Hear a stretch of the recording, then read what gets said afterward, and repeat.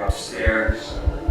Silhouette character looking at her, and she ran out of there screaming and crying. The apparitions, the hauntings in their homes, quite often are people who don't know they're dead. You know, there's no saying people fear what they don't understand. People fear what they don't know.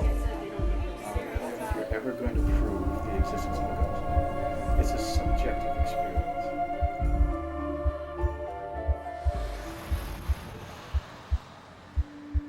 They've had seances here, and they claim that one of the ghosts, Emery, is the old bartender maintenance man here that passed away sometime in the 70s. The other two ghosts are supposed to be female. One of them I heard, and they learned through these seances, that she hung herself out of the ballroom window upstairs. Boys at the local newspaper were sitting at the bar. One of them wanted to leave. The other guy says no. The other guy says, look, I gotta leave. The other gentleman says, look, sit your ass down, have one more drink. Well, just then, out of the speakers came that voice, or an old man's voice, how the way they described it to me, and it said, sit your ass down.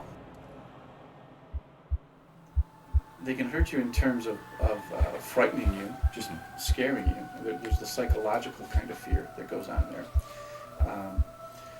They can taunt you, torment you in that way. But I have spoken with people who have claimed to have been pinned down on their bed, unable to breathe or move for long periods of time. People that have been pushed, slapped. In my opinion, that's where you're starting to get into borderline, getting into demonic. We did do an investigation of a business in Grand Rapids where the entity was in fact hurting the people that was there. There was one guy that had his hand shattered because there was a huge, one of those big long wrenches, like a pipe wrench, flew off the shelf and landed right on his hand and shattered his hand. You actually see the spirits with them, or you hear the phenomena with them, or you see an object that's on a table and you glance down and it's gone and it shows up somewhere else. You know, those are subjective experiences that are real, that can't be disproven, and you know you've experienced it. Heather Cotillo and her cameraman met me there Monday at 10 o'clock at the Fenton Inn. Really haunted place. Telling the stories of what was going on, she was so scared. She wouldn't go upstairs. She wouldn't do any long walk-on shots because she wanted to stay close to where we were. Cameraman, he was kind of creative and really a cool, funky kind of guy, you know, just loved that kind of stuff.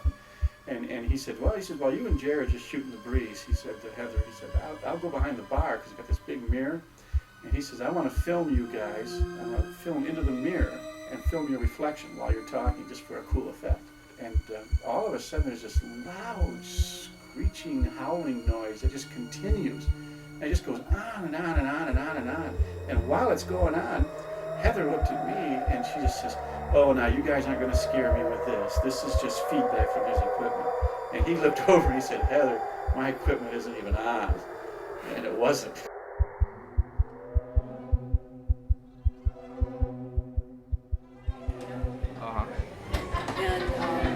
As soon as we pulled up, we knew that we were wanted there. And just this feeling, the closer we got to the cemetery, the more on edge I was. And walking through the cemetery, just constantly, I was just turning around all the time. It felt like being watched. We heard footsteps. And when we got to the old part of the cemetery, it was just like hitting a brick wall of smell. It was just like this really strong, putrid, like a sweet rotting smell almost. And while we were walking back, the truck headlights flashed on and off. And it's just like, let's get out of here. Figured aberration, you know, to use a line from Ghostbusters. No. I've never, but I've experienced things that I can't readily explain. And paranormal is nothing more than seeking that which is unexplainable by conventional science. And I don't automatically assume that every strange thing that happens is paranormal. Okay. And I try to look for reasonable explanations for things before I'm willing to say, okay, you got something strange going on. Any photograph that I've ever taken or have thought had any kind of validity in terms of having a ghost in it, it's never been in the form of an orb. Never. Now, a lot of people have streaks of light and orbs and a lot of ghost hunting societies, and there's a lot of them in Michigan. They'll show you all kinds of pictures of orbs. especially in cemeteries or houses that are supposed Yeah. to We believe that if there's any question about any photograph that we've ever taken, it doesn't go on our website. If I can question it at all, it doesn't go on our website. See one. You would like to see one? Well, sure. Just because I question it. Because if I saw one, then I could say, you know what, I believe in these guys. But I'm kind of the type of guy that I really got to see one before I believe it. And this other stuff, I don't know. There's a lot of things out there that are unexplained. So. They can feed off of whatever you are feeling. So if you have an immense amount of fear, they're going to feed off of that. So I'd say, yeah, in a way, emotionally, they can be able to hurt you because they're going to play with that. At one time, 2-3 years ago, the phone bill was getting out of hand. The employees were using the phone for personal calls and long-distance calls. So I put it. No, nothing deadly. But like somebody once told me, how do you know?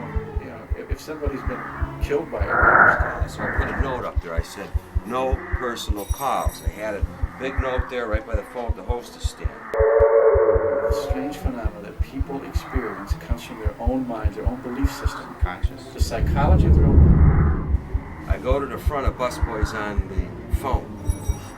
So I say to the busboy, I says, can't you read? No personal calls. No personal calls. Where they start causing physical harm. He leaves. The phone rings. I pick up the phone in like a cryptic voice. It says, no personal calls. No personal calls. No personal calls. Was I imagining that? I don't think so.